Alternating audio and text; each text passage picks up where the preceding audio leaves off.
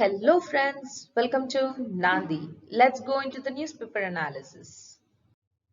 పచ్చపీతల సాంకేతిక పరిజ్ఞానం మనకి ఇక్కడ పచ్చపీతలని ఇంగ్లీష్లో మడ్ క్రాబ్స్ అంటారండి.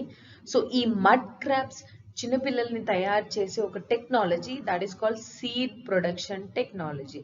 ఇది తయారు చేసింది ఎవరు అంటే Rajiv Gandhi centre for aquaculture. ఇది తమిళనాడులో ఉంది అండి.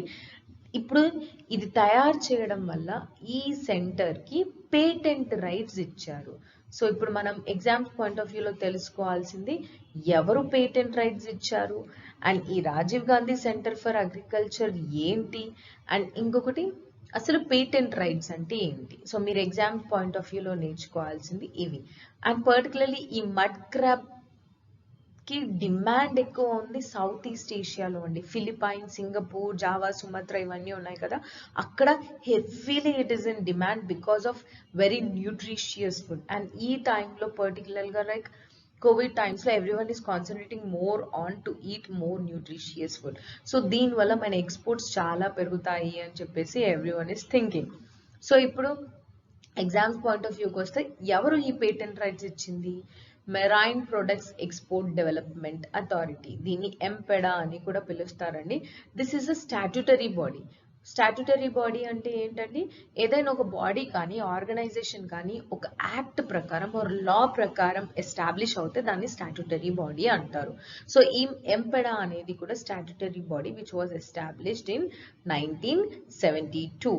దీని R&D department and research and development డిపార్ట్మెంటే ఈ Rajiv Gandhi centre for aquaculture. అది ఎక్కడుందండి?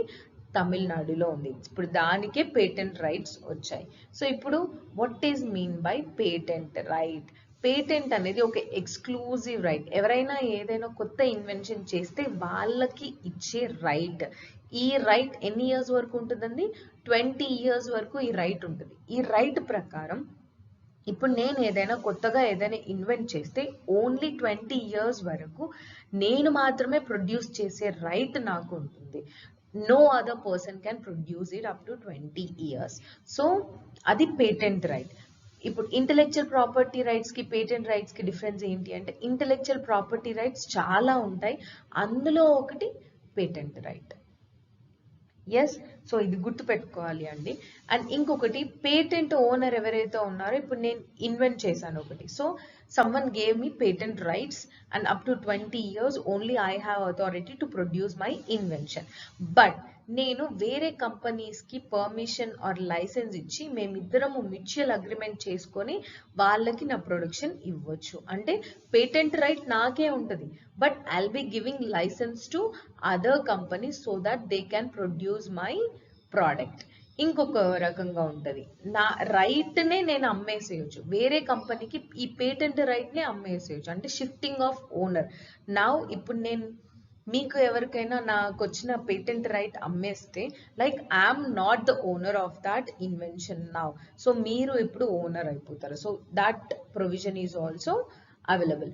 వన్స్ ఈ 20 years పీరియడ్ ఆర్ ఈ patent rights protection period end అయిపోతే anyone can produce that inventional product. IIT ఎన్ఐటిలో చదవాలని ఎవరికి ఉండదండి. ఈ మధ్యలో స్టూడెంట్స్ ఎవరు చూసినా కానీ జేఈఈ చుట్టూ తిరుగుతున్నారు. కాకపోతే దీంట్లో ప్రాబ్లం ఏంటి, పూర్ స్టూడెంట్స్ అంత ఎక్కువ డబ్బు ఖర్చు పెట్టి ప్రైవేట్గా కోచింగ్ తీసుకోలేకపోతారు. సో అలాంటి వాళ్ళు like no one should think that నేను ప్రైవేట్ కోచింగ్కి వెళ్ళకపోవడం వల్లనే జేఈఈ క్వాలిఫై అవ్వలేకపోయానని నిరాశ పడకూడదు. కానీ గవర్నమెంట్ ఆఫ్ ఇండియా ఒక ఇనిషియేటివ్ స్టార్ట్ చేసిందండి, 3 years బ్యాకే స్టార్ట్ చేసింది. బట్ ఇప్పుడు లైక్ ఒక ఫాస్ట్ పేస్లో ఇది మూవ్మెంట్ అవుతుంది అని చెప్పేసి న్యూస్లో వచ్చింది. సో ఈ స్వయం ప్రభ అనేది ఒక పోర్టల్ అండి, లైక్ ఇట్స్ అ పోర్టల్. ఈ దీంట్లో ఛానల్ లాగా almost 34 direct to home channels ఉంటాయి, లైక్ మన టీవీ ఛానల్స్ లాగా. ఇందులో ఏం టెలికాస్ట్ చేస్తారు? హై క్వాలిటీ ఎడ్యుకేషనల్ ప్రోగ్రామ్స్ టెలికేట్ చేస్తారు. ఎప్పుడెప్పుడు 24/7 ఎప్పుడు చూసినా అది ప్రోగ్రామ్ రన్ అవుతూనే ఉంటుంది. బై యూజింగ్ విచ్ శాటిలైట్ అండి? GSAT 15 satellites. ఇది కాంపిటేటివ్ ఎగ్జామ్స్కి చాలా ఇంపార్టెంట్ అండి. అండ్ ఎవ్రీ డే అట్లీస్ట్ ఒక 4 new కంటెంట్స్ డెవలప్ చేస్తారు. ఆ 4 new కంటెంట్స్నే మోర్ దెన్ 5 టైమ్స్ రిపీట్ చేస్తూనే ఉంటారు. సో స్టూడెంట్స్కి ఏ టైం కుదిరితే ఆ టైం చూసుకునే అవకాశం కూడా దీంట్లో కల్పిస్తున్నారు. ఇందులో కంటెంట్స్ ఎవరు డెవలప్ చేస్తున్నారు అంటే అన్ని గుర్తుపెట్టుకోవాల్సిన అవసరం లేదండి. ఏవైతే important NCERT, IGNOU and UGC and IITs, ఇవి ఎందుకు అనంటే ఎలిమినేషన్ ప్రాసెస్లో మనకి యూజ్ అవుతుంది. ఎక్కువ ఇన్ఫర్మేషన్ డంప్ చేసుకునే బదులు స్మార్ట్గా తక్కువ ఇన్ఫర్మేషన్తో ఎలిమినేషన్ ప్రాసెస్ ఎలా యూజ్ చేసుకోవాలని తెలుసుకోండి. సో ఆల్మోస్ట్ 3 years బ్యాకే స్టార్ట్ చేశారని చెప్పాను కదండి. So IIT professor assisted learning, IIT PAL అని అంటారు. సో ఆల్మోస్ట్ ఐఐటి ప్రొఫెసర్స్ వాళ్ళు డెవలప్ చేసిన కంటెంట్ని ఇక్కడ ప్రొడ్యూస్ చేస్తారు. అండ్ నాట్ ఓన్లీ దిస్, స్టూడెంట్స్కి ఏవైనా డౌట్స్ ఉంటే they can directly contact to the personal professors and they can interact with them at certain specific time period. వాళ్ళు ప్రొవైడ్ చేస్తారు, ఆ టైం పీరియడ్లో they can discuss.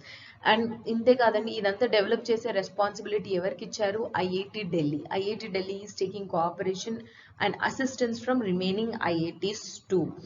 And within next 5 years లో అసలు private coaching అవసరం JEE prepare అవ్వడానికి అనే అవసరం లేకుండా ఈ స్వయం ప్రభా పోర్టల్లో ఇవన్నీ డెవలప్ చేస్తున్నారు. అండ్ అంతేకాదండి, దీని డిమాండ్ కంటిన్యూస్గా పెరుగుతూనే ఉంది. ఫర్ ఎగ్జాంపుల్ ఇప్పుడు చూస్తే ప్రతి ఏడాది ఆల్మోస్ట్ 12 to 13 lakhs స్టూడెంట్స్ జేఈకి అప్లై చేస్తారు, 15 lakhs నీట్కి అప్లై చేస్తారు. సో వీళ్ళందరికీ ఆల్మోస్ట్ బెనిఫిట్ అయ్యేలా government of India is struggling very hard. World competitiveness index. So ఇలాంటి ఇండెక్సెస్ ఏమైనా వస్తే అది ఎవరు ఇచ్చారు, ఎస్, అండ్ ఎప్పుడు ఇచ్చారు, and based on certain indicators. ఏమేమి ఇండికేటర్స్ ఉన్నాయి, ఇవి చాలా ఇంపార్టెంట్ అండి. And India rank and top 1లో ఎవరు ర్యాంక్ ఉన్నారు, అండ్ దట్స్ ఎనఫ్. వీటిని బట్టి మనం ఎలిమినేషన్ ప్రాసెస్లో ఏదైనా చేయొచ్చు. So world competitiveness index was compiled by whom అండి? Institute for management development. మీకు ఇంకొకటి కూడా ఉంటుందండి, గ్లోబల్ కాంపిటిటివ్నెస్ రిపోర్ట్ అని. గ్లోబల్ కాంపిటిటివ్నెస్ రిపోర్ట్ ఎవరిస్తారండి? World economic forum. So almost confuse అవ్వకూడదండి, ఇది గ్లోబల్ కాంపిటిటివ్నెస్, ఇది వరల్డ్ కాంపిటిటివ్నెస్ ఇండెక్స్. ఇది ఇచ్చేది institute for management development. So ఇది 4 ఫ్యాక్టర్స్ పైన డిపెండ్ చేసి ఆల్మోస్ట్ 64 కంట్రీస్ని ర్యాంక్ చేస్తుందండి. ఆ 4 ఫ్యాక్టర్స్ ఏంటి అనేది ఇంపార్టెంట్. ఒకటేమో economic performance, and next thing is government efficiency, government ఎంత బాగా పనిచేస్తుంది అని చెప్పేసి, అండ్ బిజినెసెస్ ఉన్నవి ఎంత బాగా పనిచేస్తున్నాయి, అండ్ ఇన్ఫ్రాస్ట్రక్చర్ ఎంత ఉంది. So based on these factors ఈ world competitiveness index institute for management development వాళ్ళు రిలీజ్ చేస్తారు. ఈ ఇయర్ ఇండియాకి 43rd ర్యాంక్ వచ్చింది అంటే 2021లో. Compare to BRICS nations, Brazil, Russia, India, China and South Africa, ఈ దీంట్లో India is standing at the second position. That is China is the first 16 and India is 43rd and Russia, మీకు ఏదైనా ఆన్సర్లో అయితే ఇది use చేసుకోవచ్చు. Top ఎవరు వచ్చారండి? Switzerland. India's improvement ఎక్కువ అయ్యింది గవర్నమెంట్ ఎఫిషియన్సీలో, అంటే గవర్నమెంట్ చాలా బాగా వర్క్ చేస్తుంది అని చెప్పేసి చాలా మంది పాజిటివ్ ఫీడ్బ్యాక్స్ ఇచ్చారంట. సో అందుకని చెప్పేసి ఈ గవర్నమెంట్ ఎఫిషియన్సీ ఫ్యాక్టర్లో ఇండియాకి ర్యాంక్ కొంచెం ఇంప్రూవ్ అయ్యింది.